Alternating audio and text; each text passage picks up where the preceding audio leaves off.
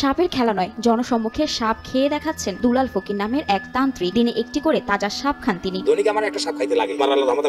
খাওয়ার পূর্বে সাপ থেকে নিজের মুখে বিষ তুলে নেন দুলাল। এমনকি সাপের বিষও দুলালের শরীরে কোনো বিষক্রিয়া তৈরি করতে পারে না বলেও দাবি তার।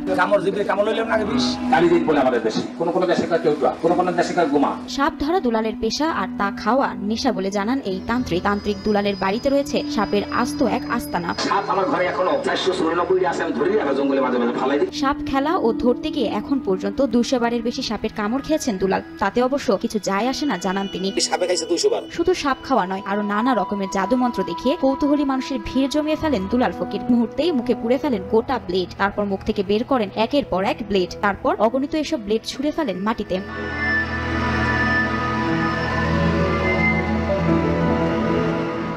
বরগুনার পাথরঘাটা উপজেলা পৌর শহরের বাসিন্দা মোহাম্মদ দুলাল ফকির জাদুঘর, তন্ত্র সম্রাট ও সাপুরে সহ নানা নামে ব্যাপক পরিচিতি রয়েছে তার। এছাড়াও কাগজ পুড়িয়ে ছাই হাতে ডোলে কাঙ্ক্ষিত মানুষের নাম সেখানে দেখাতে পারেন বলেও দাবি করেন এই তান্ত্রিক।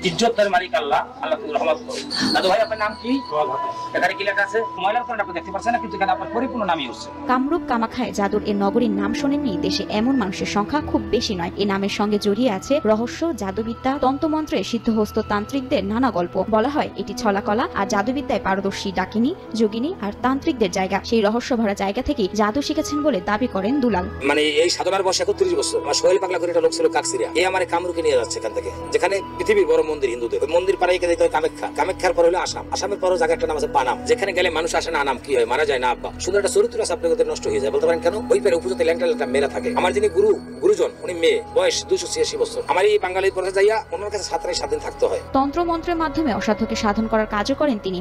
ঝাড়ফুঁকের মাধ্যমে চাকরি, বিবাহ, বানমারা, স্বামী স্ত্রীর মিল করা সহ বিভিন্ন কাজও করেন বলে দাবি তার। বাধ্য করে একটা মেয়ে আপনি আনবেন, আমি আনিয়ে দেবো, তবে আপনি পাওয়ার যোগ্য কিনা সেটা আমার জানতে হবে। কিন্তু রিক্সা লাগে তো একটা জমিদার আমি এনে দেওয়া যাবে না। এরকম কাজ আমি আপনাকে করে দেবো চ্যালেঞ্জ। যদি না পারি আমার টাকা দিতে হবে, আমি টাকা দেবেন আমার কাজের পরে। 31 বছর আগে মাকে হারান দুলাল ফকির। জাদুটোনার মাধ্যমে তার মাকে মেরে ফেলা হয় বলেও দাবি করেন তিনি। তারপর থেকেই এই জাদুবিদ্যা শেখার আগ্রহ তৈরি হয় তার। আজ থেকে 30 বছর আগের কথা বলছি। আমার মায়ের বান মারিয়ে ফেলাইছে। তখন আমার বয়স 7 বছর। আমার বয়স যখন 11 হয় তখন আমি এই সোহেল পাগলার হাত ধরি। এই সোহেল পাগলার কান থেকে বললাম যে আমি এই জাদুবিদ্যা শিখতে আমার কি লাগবে, কত সংসার তৈরি করতে হবে। স্থানীয় এক তান্ত্রিক গুরু সোহেলের মাধ্যমে জাদুবিদ্যায় প্রাথমিক দীক্ষা নিয়ে পাড়ি জমান কামরূপ কামাখ্যায়। সেখান থেকে জাদুবিদ্যায় পারদর্শী হয়ে সেখানকার এক নারীকে বিয়ে করে দেশে ফিরে আসেন দুলাল ফকির। আমি 7 বছর ওদের সাথে যুদ্ধ করছি, ওদের সাথে লড়ছি, ল্যাংটা ছিলাম। আমি ল্যাংটা মেয়ে বিয়ে করে বাংলায় কাপড় পরাইছি আমি এনে। সে নাই মারা। এই খেলা দেখে রীতিমতো হতভম্ব এলাকাবাসী। এমন খেলা আর জীবনে দেখেনি বলে জানান তারা। আমার জীবনে দেখিনি কোথাও যে সাপ মানুষে যাতে সাপ খায়, সে খাইলে আজকের পাথরঘাটায় আমরা দেখলাম, খুব ভালোই লাগলো। আমি জাদু খেলা বহু দেখছি, পাথরঘাটা দেখছি, বরগুনা দেখছি, কিন্তু এরকমের সাপ খাওয়া জাদুঘর আমি দেখিনি। কিন্তু সাপ কামড় দিয়া, সাপের কামড় নিজে খাইয়া, এরকমের জাদুঘর আমরা দেখিনি কোনো সময়। অন্যদিকে নির্বিচারে এভাবে সাপ ধ্বংস করার বিরোধিতাও করেছেন কেউ।